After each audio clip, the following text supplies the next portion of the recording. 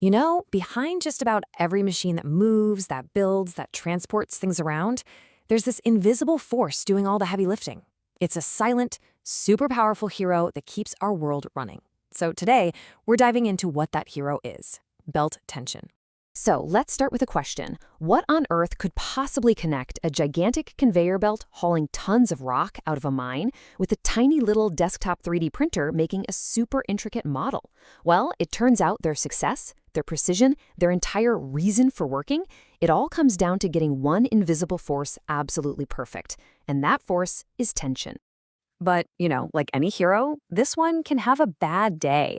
And when belt tension is off, it's not just some minor glitch. Oh no, it's the start of a whole chain reaction of problems that can bring incredibly complex, expensive systems to a screeching, grinding halt. And that's really the bottom line here. Getting the belt tension wrong isn't just a small issue you can fix later. It's a critical point of failure. If you get it wrong, the consequences are immediate, they're expensive, and sometimes, they can be pretty catastrophic. And what's wild is how all these problems just stack on top of each other like a domino effect. For example, a tiny imbalance in a machine that winds up huge rolls of paper, boom, you get wrinkled paper and the whole batch is wasted. In a 3D printer, it creates these little vibrations that completely ruin the print. You get these weird, asymmetric forces that just chew up expensive parts and bearings. And the whole time, the system is struggling, sucking up more and more energy, until one day, it just gives up. Complete system failure. Okay, so this gets us right to the heart of the engineering challenge. Managing belt tension is this constant, super delicate balancing act. It's a fundamental puzzle that engineers have to solve again and again in thousands of different machines. At its core, belt tension is pretty simple, right? It's just the pulling force on a belt. But that simple definition hides a ton of complexity.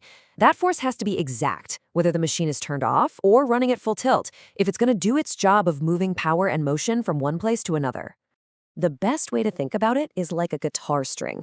If the string is way too loose, it just buzzes and makes no sound. That's your belt slipping, not transmitting any power, and just making a bunch of noise.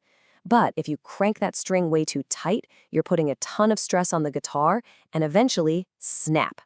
That's the belt putting too much load on the machine's bearings, wearing itself out, and risking a catastrophic failure. That sweet spot, the perfect note, is a really narrow window. And believe me, this isn't some niche problem for a few engineers in a lab. This balancing act is happening all around us, right now, in a totally staggering range of industries. And for each one, the stakes are incredibly high. Just look at the variety here. In manufacturing, it's all about keeping tension stable so you don't get wrinkled paper. For a 3D printer, it's about killing vibrations. And then you've got belt conveyors in logistics, where the load is changing all the time. That's a whole other level of challenge. Every single one of these fields is fighting its own unique, high-stakes battle with tension. So, if this force is invisible, but it's also so important, how in the world do you control it? Well, this is where it gets cool. Engineers have come up with some incredibly clever ways to basically see the strain in real time, which lets them monitor and control it with amazing precision. Let's dig into a couple of the most innovative tricks. Instead of trying to put a sensor directly on a moving belt, which is really hard, engineers found these genius, indirect ways to figure out what's going on. Things like embedding sensors into other parts of the machine, or even just listening to how much electricity the motor is using. So take strain gauges. This is brilliant. You build them right into the rollers that the belt is running over. So with every single spin, you get a new pressure reading. This gives you a non-stop stream of data that's accurate to about 10%, which is more than enough to know for sure if you're in that perfect tension zone. Okay, and this method is just chef's kiss. It's so smart. For some systems, you can use the motor itself as a sensor.